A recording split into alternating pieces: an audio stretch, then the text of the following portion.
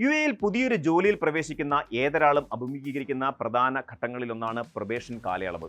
പല ജീവനക്കാരും കരുതുന്നത് ഈ ഘട്ടത്തിൽ തങ്ങൾക്ക് നിയമപരമായ സംരക്ഷണമില്ലെന്നോ അല്ലെങ്കിൽ തങ്ങൾക്ക് താല്പര്യമില്ലെങ്കിൽ ഏത് നിമിഷവും ജോലി ഉപേക്ഷിച്ച് ഇറങ്ങിപ്പോകാമെന്നോ ആണ്.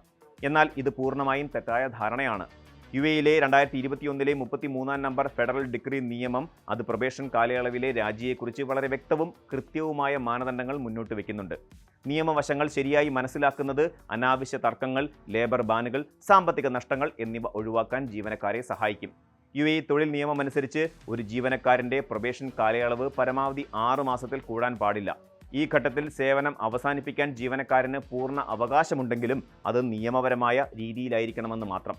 എന്നാൽ രാജി സമർപ്പിക്കുമ്പോൾ നൽകേണ്ട നോട്ടീസ് പീരീഡ് ജീവനക്കാരൻ അടുത്തതായി എന്താണ് ചെയ്യാൻ പോകുന്നത് എന്നതിനെ ആശ്രയിച്ചിരിക്കും.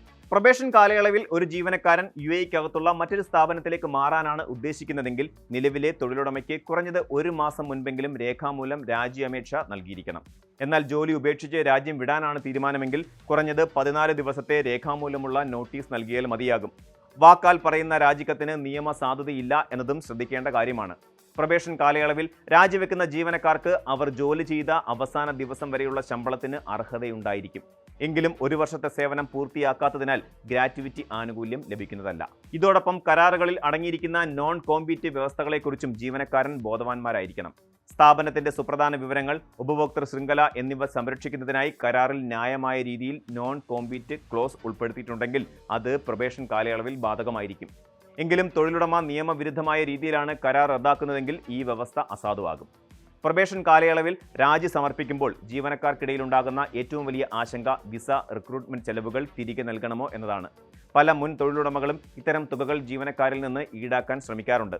എന്നാൽ യുഎഇ നിയമപ്രകാരം ഈ ചെലവ് നൽകേണ്ടത് ജീവനക്കാരനല്ല, മറിച്ച് ജീവനക്കാരനെ പുതുതായി നിയമിക്കുന്ന പുതിയ തൊഴിലുടമയാണ്. നിലവിലെ തൊഴിലുടമയ്ക്കുണ്ടായ റിക്രൂട്ട്മെന്റ് ചെലവുകൾ നികത്തേണ്ടത് പുതിയ സ്ഥാപനത്തിന്റെ ഉത്തരവാദിത്തമാണ്. ഇത് 2 ബിസിനസ് സ്ഥാപനങ്ങൾ തമ്മിലുള്ള സാമ്പത്തിക ഇടപാടായതിനാൽ ജീവനക്കാരൻ സ്വന്തം കയ്യിൽ നിന്ന് ഈ തുക നൽകേണ്ടതില്ല. പ്രൊബേഷൻ കാലയളവിൽ ജീവനക്കാരൻ വരുത്തുന്ന ഏറ്റവും വലിയ അപകടം മുൻകൂട്ടി രേഖാമൂലം അറിയിക്കാതെ ജോലിയിൽ നിന്ന് ഇറങ്ങിപ്പോകുന്നതാണ്. നോട്ടീസ് പീരീഡ് പാലിക്കാതെ പെട്ടെന്ന് ജോലി ഉപേക്ഷിക്കുകയോ സ്ഥാപനത്തെ അറിയിക്കാതെ രാജ്യം വിടുകയോ ചെയ്താൽ തൊഴിലുടമയ്ക്ക് അത് മാനവ വിഭവശേഷി മന്ത്രാലയത്തിൽ പരാതിപ്പെടാം. ഇത് ജീവനക്കാരന് യുഎഇയിൽ 1 വർഷത്തേക്ക് ലേബർ ബാൻ ലഭിക്കുന്നതിനും പുതിയ വർക്ക് പെർമിറ്റ് നിഷേധിക്കുന്നതിനും കാരണമാകും. കൂടാതെ നോട്ടീസ് പീരീഡ് പാലിക്കാതെ ദിവസങ്ങളിലെ ശമ്പളത്തിന് തുല്യമായ തുക നഷ്ടപരിഹാരമായി നൽകേണ്ടി വരികയും ചെയ്യും. ഡിജിറ്റൽ രേഖകളും രേഖാമൂലമുള്ള ആശയവിനിമയങ്ങളും സൂക്ഷിക്കുക എന്നതാണ് ഈ അപകടങ്ങൾ ഒഴിവാക്കാനുള്ള വഴി.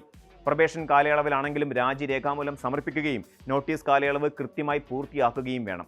യുഎഇ തൊഴിൽ നിയമത്തെക്കുറിച്ചുള്ള വ്യക്തമായ ധാരണ ജീവനക്കാരുടെ തൊഴിൽ സുരക്ഷിതത്വവും അവകാശങ്ങളും സംരക്ഷിക്കുന്നതിൽ നിർണായക പങ്കുവഹിക്കുന്നു. കൂടുതൽ വാർത്തകൾക്ക് news 18 Keralam YouTube channel subscribe ചെയ്യുക.